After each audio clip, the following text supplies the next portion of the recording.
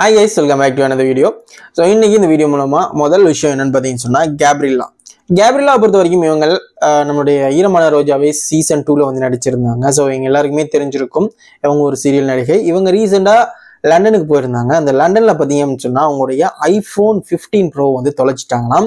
இது ரொம்ப பெரிய ஒரு நியூஸா வந்து இப்போ பரவிட்டு இருக்கு. ஏன்னா வந்து அவங்க போறதுக்கு முன்னாடியே வந்து போட்டிருந்தாங்க, நான் இந்த மாதிரி லண்டன் போறேன் அப்படின்னு சொல்லிட்டு. அண்ட் போனதுக்கு அப்புறமா இந்த மாதிரி எனக்கு ஒரு அசம்பாவிதம் நடந்துருச்சு அப்படின்ற மாதிரி சொல்லிக்கிட்டு இருக்காங்க. அண்ட் லண்டன்ல இருந்து ஸ்காட்லாந்து வந்து போறதுக்கு ட்ரை பண்ணிட்டு இருந்திருக்காங்க. அந்த சமயத்துல ரயில்வே ஸ்டேஷன்ல வச்சு தான் வந்து இவங்க அந்த போனை வந்து தொலைச்சிருக்காங்களாம். ஸோ அந்த இடத்துல இருக்கக்கூடிய அதிகாரிகளுக்கும் எல்லாத்துக்குமே வந்து இவங்களை ட்ரிப் கூட்டு போன அந்த ஒரு டீம் சொன்னா கம்ப்ளைண்ட் பண்ணியிருந்தாங்களாம். பட் இருந்தாலும் அந்த போனை கண்டுபிடிக்கவே முடியல அப்படின்றதுனால அவங்க வந்து இந்தியா திரும்பி இருக்காங்க. ஸோ இந்த ஒரு விஷயம் பார்த்தீங்கன்னு சொன்னா கிட்டத்தட்ட 1.5 லட்சம் ரூபாய் போன் வந்து இந்த மாதிரி காணாம போனது வந்து எனக்கு ரொம்ப ஹர்ட் ஃபீலிங்கா இருக்கு அப்படின்ற மாதிரி வந்து அவங்களுடைய இன்ஸ்டாகிராம் பக்கத்துல அவங்க வந்து ஷேர் பண்ணியிருக்காங்க அப்படின்றது ரொம்பவே வருத்தத்தை தரக்கூடிய ஒரு விஷயமா இருக்கு. அண்ட் நெக்ஸ்ட் பாத்தீங்க அப்படின்னு சொன்னா மார்பக புற்றுநோய் வெட்டி எடுத்த மருத்துவர்கள், இதை வந்து கண்டிப்பா பார்த்திருப்பீங்க நீங்க. ஸோ யார் சொல்லியிருக்காங்கன்னு பார்த்தீங்கன்னு சொன்னா நடிகை கனிகா. ஸோ இவங்களை பொறுத்த வரைக்கும் இவங்க 5 ஸ்டார் மூவி மூலமா தான் வந்து அறிமுகமாயிருந்தாங்க. இவங்க பார்த்தீங்கன்னு சொன்னா எதிர்நீச்சல் சீரியல்ல முக்கியமான வேடத்துல வந்து நடிச்சுக்கிட்டு இருக்காங்க அப்படின்றது குறிப்பிடத்தக்க ஒரு விஷயம். இவங்களை பொறுத்த வரைக்கும் வரலாறு, ஆட்டோகிராஃப் அண்ட் டான்சர் இந்த மாதிரி நிறைய படங்கள்ல இவங்க நடிச்சிருக்காங்க. டப்பிங் அப்படின்னு சொல்லி பார்த்துக்கிட்டீங்கன்னு சொன்னா சச்சின், அன்னியன், சிவாஜி இந்த மாதிரி படங்கள்ல ஹீரோயினுக்கு டப்பிங் பண்ணியிருக்காங்க அப்படின்றதும் குறிப்பிடத்தக்க ஒரு விஷயம். இவங்க வந்து ரீசெண்டா ஒரு இன்டர்வியூ வந்து கொடுத்திருக்காங்க. ஸோ அந்த இன்டர்வியூல தான் இவங்க வந்து இந்த மாதிரி ஷேர் பண்ணியிருக்காங்க. ஸோ இந்த சீரியலை பொறுத்த வரைக்கும் எதிர்நீச்சல் அப்படின்ற சீரியல் நம்முடைய மறைந்த நடிகர் மாரிமுத்து நடிச்சிருந்தாரு. எல்லாருக்குமே தெரிஞ்சிருக்கும் அவரை. ஸோ அவர் கண்டிப்பா சூப்பரான ஒரு ஆதி குணசேகரன் அப்படின்ற ஒரு ரோல்ல வந்து பண்ணிட்டு இருந்தாரு. ஸோ இவர் வந்து மறைந்ததுக்கு அப்புறமா இப்ப ஒரு நடிகரை ரீப்ளேஸ் பண்ணி அவங்க வந்து இந்த சீரியல் வந்து கொண்டு போயிட்டு இருக்காங்க. என்னதான் இருந்தாலும் நம்முடைய நடிகர் மாரிமுத்து மாதிரி இல்லை அப்படின்ற மாதிரி ரொம்ப கவலைப்பட்டு இருக்காங்க நிறைய பேர் அப்படின்றதுதான் ஒரு முக்கியமான விஷயம். இப்ப வேலராமமூர்த்தி தான் இந்த சீரியல்ல வந்து ஆதி குணசேகரனா நடிச்சுக்கிட்டு இருக்காரு அப்படின்றதும் குறிப்பிட்ட விஷயம். ஓகே, ஸோ இது நீச்சல் நடிகையான கனிகா வந்து என்ன விஷயத்த சொல்லியிருக்காங்க அப்படின்னு சொன்னா தன்னோட அம்மா பத்தி தான் வந்து அவங்க ஷேர் பண்ணியிருக்காங்க. தன்னோட அம்மா வந்து இந்த மாதிரி ஒரு புற்றுநோய் பத்தின நிறைய விஷயங்களை வந்து விழிப்புணர்வா இருப்பாங்க. அவங்க அதை பத்தி நிறைய பேசுவாங்க. இந்த மாதிரி இருக்கக்கூடியவங்க அம்மாவுக்கு வந்து இந்த மாதிரி நடந்துருச்சு, அவங்களுக்கும் திடீர்னு பாத்தீங்கன்னு சொன்னா மார்பக புற்றுநோய் இருக்கு அப்படின்ற மாதிரி சொல்லிட்டாங்க. இதனால பாத்தீங்கன்னு சொன்னா அவங்களுடைய மார்பக புற்றுநோய்க்குரிய நிறைய வைத்தியங்கள் நாங்க வந்து செஞ்சிருந்தோம். அதெல்லாம் பார்க்கும்போது எனக்கு ரொம்பவே கவலையா இருந்துச்சு. ஹீமோதெரபி அண்ட் ரேடியேஷன் அப்படின்னு சொல்லி நிறைய ட்ரீட்மெண்ட் வந்து செஞ்சிருந்தாங்க. பட் இருந்தாலும் அதெல்லாம் பார்க்கும்போது அவங்க வந்து வேதனை அனுபவிக்கும் போது என்னால வந்து அதை தாங்கவே முடியல. அண்ட் அதுக்கப்புறமா அந்த என்னதான் வந்து சிகிச்சை அளிச்சிருந்தாலும் எந்த ஒரு சிகிச்சையுமே அவங்களுக்கு வந்து பலனளிக்கல அப்படின்ற காரணத்தினாலையும் அதை வந்து வெட்டி எடுக்கல அப்படின்னு சொன்னா அவங்களுக்கு வந்து உயிருக்கே ஆபத்தாயிரும் அப்படின்ற ஒரு காரணத்தினாலையும் அவங்களுடைய மார்பகங்களை வெட்டி எடுக்க வேண்டிய ஒரு தேவை வந்துருச்சு அப்படின்ற மாதிரி கனிகா ரொம்ப சோகத்தோட ஒரு இன்டர்வியூல வந்து ஷேர் பண்ணிருக்காங்க. இது பாத்தீங்க அப்படின்னு சொன்னா இப்ப சோசியல் மீடியாஸ்ல ரொம்பவே வைரலா பேசப்பட்டு வருது.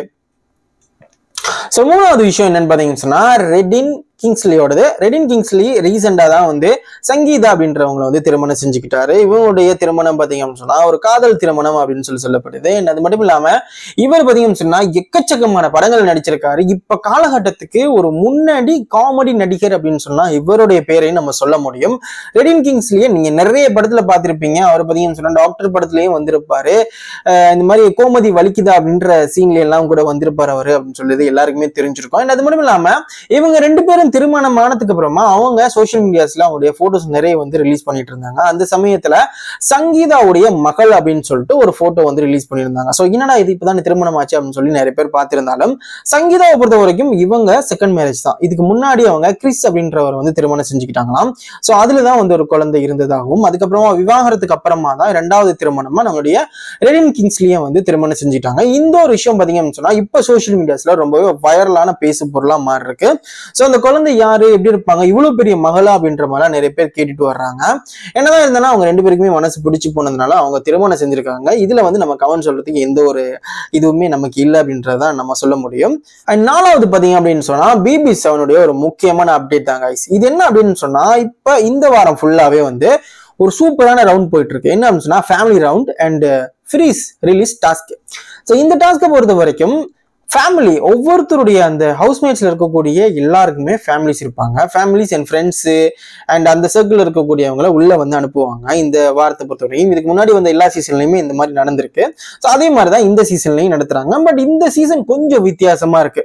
ஏன்னா அந்த ஃபேமிலியில இருக்கக்கூடிய 2 பேர் இந்த மாதிரி வராம நிறைய பேர் வருவாங்களாம் அப்படின்ற மாதிரி பிக் பாஸ் இன்னைக்கு அறிவிச்சிருந்தாரு. ஸோ இந்த வாரத்துடைய சூப்பரான டாஸ்க் அப்படின்னு சொன்னா இதுதான் அப்படின்னு சொல்ல முடியும். இந்த வாரம் ஃபுல்லாவே இந்த டாஸ்க் வந்து நடக்குமா. இன்னைக்கு எபிசோட் பத்தின அப்டேட் வந்து தெரிஞ்சுக்கிறதுக்கு நம்மளுடைய சேனலை மறக்காம சப்ஸ்கிரைப் பண்ணி வச்சுக்கோங்க. கூடிய சீக்கிரம் அதோடைய ரிவ்யூ வந்து வந்துடும். இன்னைக்கு எபிசோட ரிவ்யூ. ஸோ மறக்காம ஃபாலோ பண்ணிக்கோங்க. ஓகே, ஸோ இன்னைக்கு பாத்தீங்க அப்படின்னு சொன்னா அர்ச்சனா அண்ட் பூர்ணிமா, சரவண விக்ரம் அண்ட் விஜயவர்மா இவங்க எல்லாருக்குடைய ஃபேமிலி வந்து வந்திருந்தாங்க. அர்ச்சனாவுடைய அப்பா அம்மா அண்ட் பூர்ணிமாவுடைய அம்மா அண்ட் சரவண விக்ரமுடைய அப்பா அம்மா அண்ட் விஜயவர்மாவுடைய அம்மா இவங்க தான் வந்திருந்தாங்க. ஸோ அவங்க வந்து ரொம்ப கலகலப்பா அண்ட் நிறைய விஷயங்கள் வந்து பண்ணியிருந்தாங்க. அவங்களுக்கு டாஸ்க் எல்லாம் கொடுக்கப்பட்டிருந்துச்சு அப்படின்றது சூப்பரான அப்டேட்டா இருந்துச்சு. பிக் பாஸ் வந்து ரொம்ப கிரியேட்டிவ் மைண்டா யோசிச்சிருக்காரு அப்படின்றது சூப்பரான விஷயமா இருந்துச்சு. இன்னைக்கு எபிசோட்ஸ் பார்க்கும்போது ரொம்ப ஹாப்பியா இருந்துச்சு அப்படின்னு சொல்லலாம். ஸோ இந்த மாதிரி போயிட்டு இருக்கு. அந்த மாதிரி பாத்தீங்கன்னு சொன்னா நம்மளுடைய தினேஷுக்கு வந்து ஒரு ஃபேமிலி இருப்பாங்க இல்லையா. ஸோ அந்த ஃபேமிலி வந்து வந்துகிட்டு இருக்காங்களாம். அவங்களுடைய அப்பா அம்மா வந்து கூடிய சீக்கிரம் ரீச் பண்ணிடுவாங்க. அவங்கள வந்து இன்னைக்கு இல்லைன்னா நாளைக்கு வந்து நம்மளால பார்க்க முடியும் அப்படின்ற மாதிரி சொல்லப்படுது. அதே சமயத்துல தினேஷுடைய மனைவி யாருன்னு சொல்லி நம்ம எல்லாருக்குமே தெரியும், ரக்ஷிதா. ரக்ஷிதா பாத்தீங்க அப்படின்னு சொன்னா உள்ள வரதுக்கான சான்சஸ் இருக்கா அப்படின்றத அவங்களோட ஃபேன்ஸ் எல்லாருமே கேட்டு இருக்காங்க. பிகாஸ் இவங்க 2 பேருமே நாங்க பிரியப்புறம் அப்படின்ற மாதிரி ஒரு விஷயம் வந்து வெளியே வந்துருந்துச்சு. இந்த விஷயம் வந்த உடனே வந்து இல்ல 2 பேருமே பிரியக்கூடாது, அவங்க வந்து சீரியல் மூலமா வந்து ஒன்னாயினாங்க, அதே மாதிரி இவங்க இருக்கணும் அப்படின்றத வந்து அவங்களுடைய ஃபேன்ஸ் எல்லாருமே வந்து வலியுறுத்தி வர்றாங்க. ஏன்னா அது மட்டும் இல்லாம இவங்க 2 பேருமே இன்னும் அபிஷியலா பிரியல அப்படின்ற ஒரு விஷயம் இருந்துட்டு போகுது. சோ அவங்க 2 பேரும் ஒழுங்கா வந்து விவாகரத்துக்கு பெறல, இன்னும் வந்து மனக்கசப்புனால வந்து தள்ளி இருக்காங்க அப்படின்றதான் ஒரு முக்கியமான விஷயம். இதெல்லாம் பாத்தீங்கன்னு சொன்னா இவங்க 2 பேரும் மறுபடியும் சந்திச்சுக்கிட்டாங்க அப்படின்னு சொன்னா மேபி இவங்க 2 பேரும் இணையறதுக்கான வாய்ப்புகள் இருக்கு அப்படின்றது வந்து அவங்களுடைய ஃபேன்ஸ் வந்து எக்ஸ்பெக்ட் பண்றாங்க. சோ நிறைய பேர் வந்து எக்ஸ்பெக்ட் பண்றாங்க. இதனால பாத்தீங்க அப்படின்னு சொன்னா விஜய் டிவி அவங்களுடைய சைட்ல இருந்து ரக்ஷிதாவை கண்டெக்ட் பண்ணியிருக்காங்க. ஸோ இந்த மாதிரி வந்து தினேஷை வந்து பார்க்க வரணும் அப்படின்னு சொல்லிட்டு. ரக்ஷிதா வந்து போன வருஷம் வந்து வந்திருந்தாங்க தானே, போன சீசன்ல வந்து கலந்துகிட்டு இருந்தாங்க தானே, ஏன் தினேஷ் வரல அப்படின்ற ஒரு கேள்வி வந்து உங்களுக்கு வரலாம். பட் இருந்தாலும் வந்து ரக்ஷிதா நிறைய விஷயங்கள் வந்து பெருசா ஓப்பன் அப் பண்ணல. பட் தினேஷ் பாத்தீங்க அப்படின்னு சொன்னா ரக்ஷிதா பத்தின ஒரு சில விஷயங்கள் வந்து ஓப்பன் அப் பண்ணியிருந்தாரு. ஸோ சில மனக்கசப்புகள் இந்த மாதிரி விஷயங்களை வந்து சொன்னதுனாலையும் அவங்க 2 பேருமே மறுபடியும் சேர்ந்தாங்க அப்படின்னு சொன்னா கண்டிப்பா 2 பேருக்கும் இடையில வந்து ஒரு புரிந்துணர்வு வரும், கண்டிப்பா வந்து இது பண்ணுவாங்க அப்படின்ற மாதிரி நிறைய பேர் எதிர்பார்க்கறாங்க. சோ அதனாலதான் பாத்தீங்கன்னு சொன்னா விஜய் டிவி ஒரு வாட்டி ட்ரை பண்ணிருக்காங்க. நிறைய வாட்டி ட்ரை பண்ணியும் ரக்ஷிதா எந்த ஒரு ரெஸ்பான்ஸுமே இல்லையாம். இதே சமயத்துல இன்னொரு முக்கியமான ஒரு அப்டேட் தான் வந்து நான் சொல்ல போறேன். பிகாஸ் ஏன்னு பாத்தீங்கன்னு சொன்னா ரக்ஷிதாவுடைய இன்ஸ்டாகிராம் அபிஷியல் இன்ஸ்டாகிராம் பக்கத்துல அவங்க ஒரு ஸ்டோரி வந்து ஷேர் பண்ணியிருந்தாங்க. அதுதான் வந்து இப்போ ட்விஸ்டான ஒரு விஷயமா இருக்கு. என்னன்னு சொல்லி பாத்தீங்கன்னு சொன்னா தினேஷுக்கு ஆதரவா இல்ல, நம்முடைய விசித்ராக்கு ஆதரவா அவங்க வந்து ஒரு போஸ்ட் வந்து போட்டிருந்தாங்க, ஒரு ஸ்டோரி வந்து ஷேர் பண்ணியிருந்தாங்க. இதை பார்க்கும்போது ஒரே குழப்பம் ஆயிடுச்சு, என்னடா இது அப்படின்னு சொல்லிட்டு. ஏன்னா பிக் பாஸ் வீட்டை பொறுத்த வரைக்கும் நம்முடைய தினேஷ் அண்ட் விசித்ரா 2 பேருமே எலியும் பூனையும்.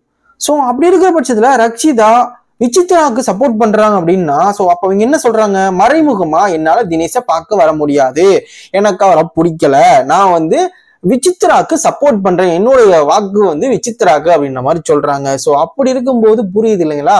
சோ வர்றதுக்கான வாய்ப்புகள் ரொம்ப கம்மியா இருக்கு. பட் என்னதான் இருந்தாலும் விஜய் டிவி அவங்களோட இன்ஃபுளுன்ஸை பயன்படுத்தி மேபி உள்ள எடுத்துட்டு வரதுக்கான வாய்ப்புகளும் இருக்கு அப்படின்ற மாதிரி சொல்லப்படுது. கண்டிப்பா ஒரு கன்ஃபார்மான அப்டேட் வந்து கிடைச்சதுக்கு அப்புறமா உங்களுக்கு கூடிய சீக்கிரம் அப்டேட் பண்றேன். இந்த வீடியோ பிடிச்சிருந்தா மறக்காம லைக் பண்ணிடுங்க.